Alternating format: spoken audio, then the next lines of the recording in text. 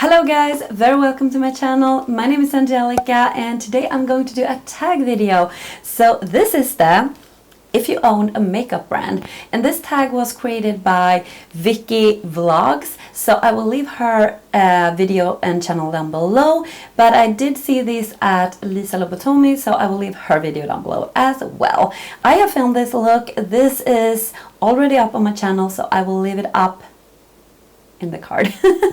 So let me see, let's start with the question, guys. It was such a long time ago I did a tag video, so I thought this would be fun. So this is a question about if you would own a makeup brand, and yeah, some questions about that. So the first question, what would you name your brand? I have thought about that, but I'm worst. I'm worst at like be creative with names and such. So I don't know actually. I mean, I have a quite unique surname like Lirmar, but I don't know. It's very hard to pronounce. It's not pronounced, but it's not that.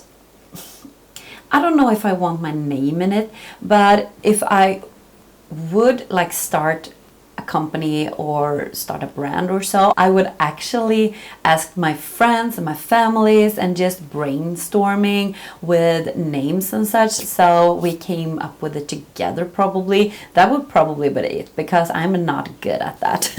So next question, what would your pricing be like? Luxury, high, mid-end, or drugstore? So it would not be luxury like Natasha Denona.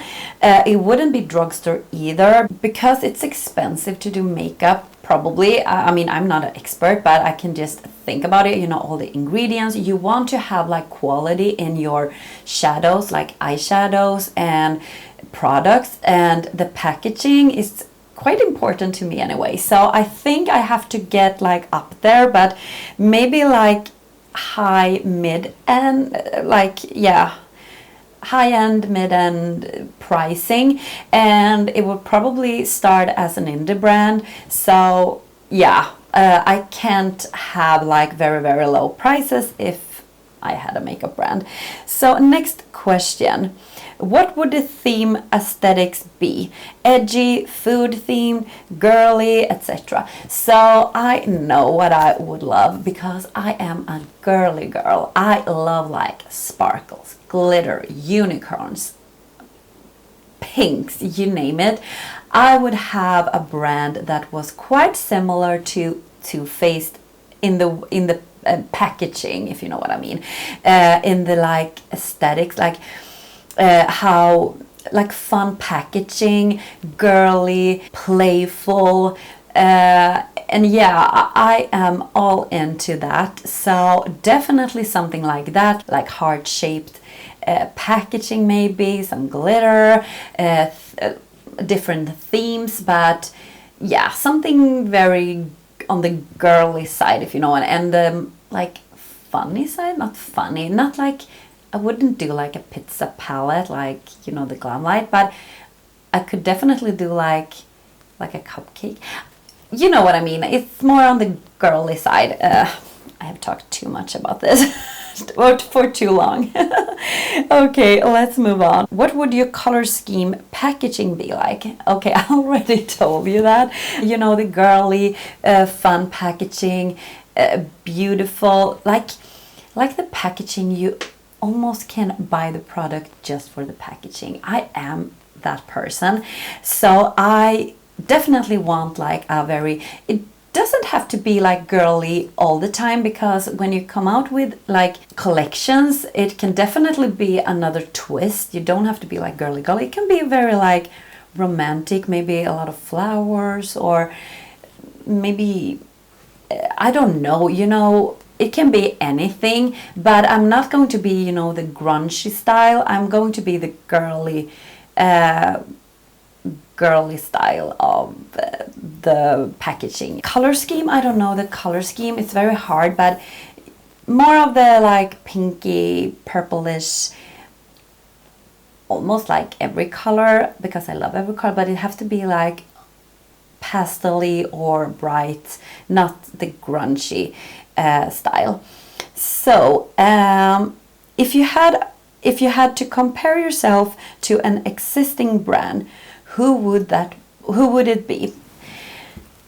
Package wise, definitely Too Faced, and maybe like when it comes to like eyeshadow palette, I would definitely do more like very colorful, more like indie brands do it, more like colors, duochromes, multichromes, pastels, a lot of colors, and of course maybe I will put in some neutrals because I actually like combining neutrals with colors, because that in that way you will reach out to more people, because if you have a brand you want as many as people to actually buy your products. So I would definitely think about that when I do palettes. And well, I don't know, probably that is the answer to the question, I think. Or existing brands, yeah. Too Faced with the packaging and the inside like more indie brands. I can't like, but I love like Colourpop, their palettes, some of their palettes, the colorful palettes. I like that, and I like, what do I like? I have a lot of palettes I love, but you know the colors. Kaleidos, I mean, they have great quality of their eyeshadows. You have to have like really foiled metallics. That's something I would have in my palettes. Duochrome, multichromes, as I said, great mattes, and yeah, something like that. So maybe Kaleidos, and Too Faced when it comes to packaging. How often would you release products? That's really hard because I'm not in this business. I have no idea how long everything takes to produce, to get an idea and to make it in, like producing it and get it out, and how much money that is going to be. That is like something you have to consider.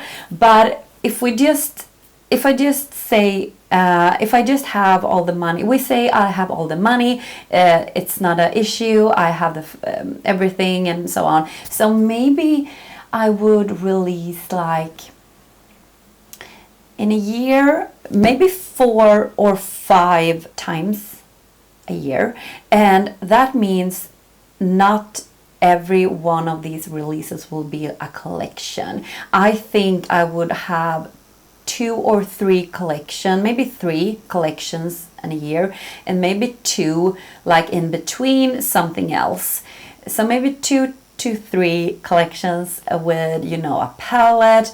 You maybe have like a highlighter, a lippy, and so on, and in between you can just pop in something very fun, maybe another lipstick, or maybe a single eyeshadow. I love single eyeshadow, so maybe that would be my thing. I don't know, something like that. So next question, what do you want to be known for? Highlighter, eyeshadows, brushes? Of course eyeshadow palettes, because that's my, I mean, that is my thing. But also complexion products. I am a sucker for blushes and bronzers. Maybe it would be like blushes. I have really cool blushes everybody just wants to have. So yeah, maybe complexion products actually, or maybe eyeshadow palettes. I don't know. I have like a passion for both of these categories. So something with that, I don't know. So next question. What would your first eyeshadow palette launch look like? Color, textures. It would be a colorful palette, maybe with a pop of neutrals. It would definitely be some duochromes in it, like maybe some iridescent duochromes, and some metallics that is really foiled, and of course some pinks maybe. And I don't know about the color scheme right away, but I love pastels and I love really bright colors, and yeah, something like that. And I have no idea like the color scheme, as I said, but maybe in the pastel-y, maybe like a little rainbowy, but not quite. Maybe I wouldn't have all the rainbow colors. Maybe I just would pick 4 rainbow colors and then some neutrals and then work around that color scheme. Probably that. And I definitely would have different textures. So mattes, I would have foiled shadows, I would have duochromes, I would maybe have a topper shade or like a inner corner highlight shade, but as a duochrome. So something like that. Your dream collab, celeb or influencer, and why?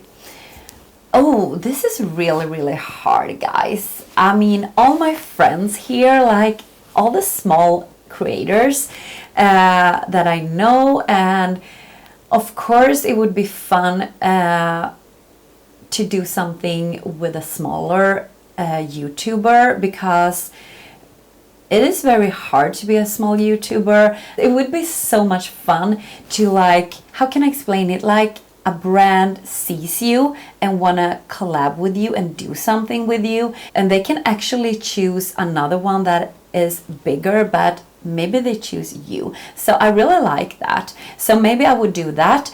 If I would collab with a really, really big YouTuber, it would definitely be shanyxo, because I love her. I love her so much. She is the one, I mean, I just love her personality. I love her videos. I watch every video. She's just like, you know, the girl next door. It almost like, she's almost like a person that you think you know, but you don't know her. And that's something that I really like when I watch YouTube, that it feels like you get to know each other, but you don't. How would you handle a scandal? Jaclyn Cosmetics, for example. Okay, well, hopefully I wouldn't get in that kind of drama, because I'm not a drama person, and if something was wrong with the product, if people was like reaching out to me and say, just more and more people are saying my product is not good, I would definitely, I mean, do everything for the customer. I mean, I have worked with customer service for such a long time, and you know, customers is always right. Well, they say that anyway, but you have to think about the customers. You have to be polite. You have to be like reaching out to them, give them fast answers. You have to have a good customer service and all that, and handle that pretty nicely, or very nicely, very good. I mean, and of course, it's very, very important to make your customer be happy again, or not happy again, but you know, if something was wrong with the product, you get a new one, or you get your money back, or and then you actually have to face the problem and see, what are we going to do here, how are we going to solve this problem, and just give them information all the time about what happened, we are going to do this, or yeah, so the customers know what happens, and not just stay quiet. That is the thing I would do if something like that happened, but hopefully it would never happen. I am a perfectionist, so I would really look into every single detail on my brand, and the when you produce something, and the factoring, and you know, all these things. So hopefully it wouldn't happen to me anyway. I don't know, everything can happen, but where were I? How would you distribute PR? I would definitely send out PR, because if I have a makeup brand, this is my business, I need to sell. That's the simple truth. I mean, you can't do it for charity. If that is your job, you need that money to live. Otherwise, you have another job and you do it like by the side, or what do you say? But if you're doing it 100%, you really need to get your product out there. You need to get people to talk about it, influencers, YouTubers. So I would definitely put some PR out, and then I have to think about what kind of influencer or YouTuber that is going to like my products and have the same taste or have the same style as my makeup brand. So I would definitely look into what kind of people would fit in this category, and I would send out to small YouTubers, to bigger YouTubers, you know, and just try to figure out in which category am I in, and try to find the right people.